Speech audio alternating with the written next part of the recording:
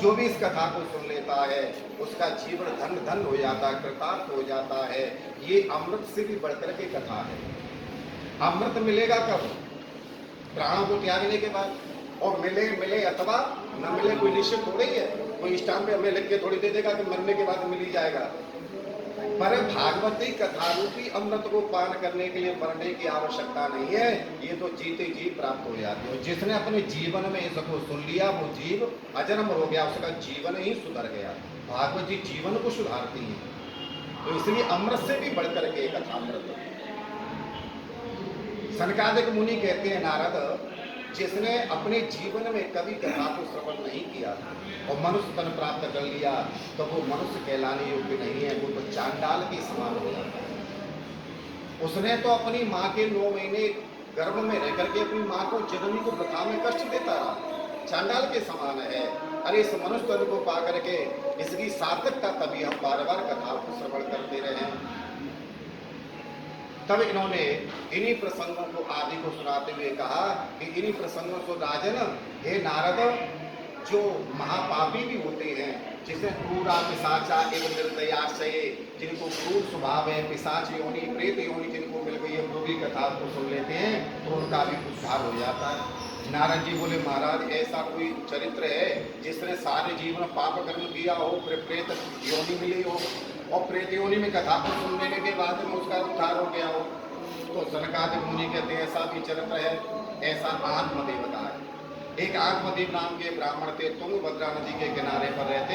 इनकी ब्राह्मणी का नाम था धुंधुली।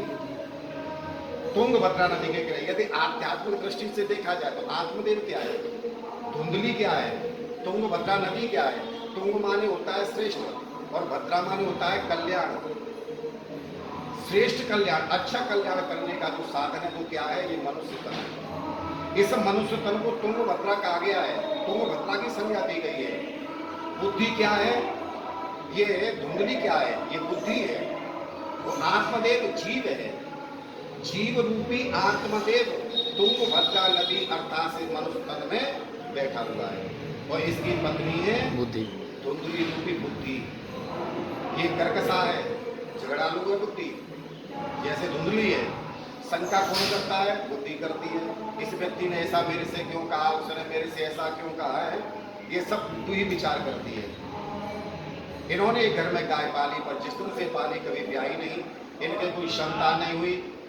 संतान न होने के कारण से जब जब अपने पितरों के लिए श्राद्ध करते, तर्पण करते, इनके पितर ग्रहण नहीं करते, कारण इनके कोई संतान नहीं है। वृक्षारोपण किया तो वृक्ष सूख जाते, फलों का स्पर्श कर ले तो कलियां सड़ जाए। इन्होंने सोचा ऐसे जीवन से क्या लाभ है। घर का परित्याग करके निर्जनपन में चले गए। बहुत तेज धूप पड़ रही थी, प्यास जब लगी सरोवर में जाके जलपान किया, वृक्ष के नीचे बैठ गए। उसी समय एक संत आए, संत के चरणों में प्रणाम किया। संत ने पूछा तो सारा वृतांत कह सुनाया। संत बोले, ब्राह्मण देवता, पुत्र से सुख नहीं, पुत्र से तो दुख ही मिलता है, इसलिए वैराग्य धारण करो, संन्यास लो, भगवान का भजन करो, यही जीवन का सार है। आत्म बोला कि नहीं महाराज, पुत्र से सुख दुख नहीं, सुख ही मिलता है। कि पुत्रादि सुख हीनो यम संन्यास शुष्क एव हि गृहस्थ सरसों के पुत्र पौत्र समन्विता।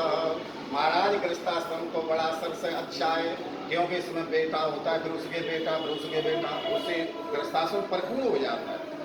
और संन्यास शुष्क है भाई, जिस आप वैराग्य की बात कर रहे हैं, संन्यास की बात कर रहे हैं, वो तो मुझे सूखा सूखा लगता है, इसलिए मुझे तो बेटा चाहिए। इन्होंने बार बार विनय किया, तब कहा, ब्राह्मण तुम्हारे मस्तक की रेखा देख ली, इस जन्म तो क्या 7 जन्म तक तुम्हारे कोई संतान नहीं होगी। फूट फूट के रोने लगे और बोले, यदि ऐसा है तो मैं तुम्हारे पैरों में गिर के प्राण का त्याग कर दूंगा। संत ने विचार किए, ब्राह्मण है, प्राणों को त्याग दिया तो मुझे ब्रह्म क्या लगेगी। अब संत बड़े दयालु थे। संत का लक्षण यही है, दूसरे के दुख को देख करके स्वयं दुखी हो जाना, दूसरे के कष्ट को देख करके स्वयं दुख में हो जाना, ये उच्च कोटि के संत के लक्षण है। वास्तविकता संत वही है, किसी के दूसरे के दुख को देख करके स्वयं दुखी नहीं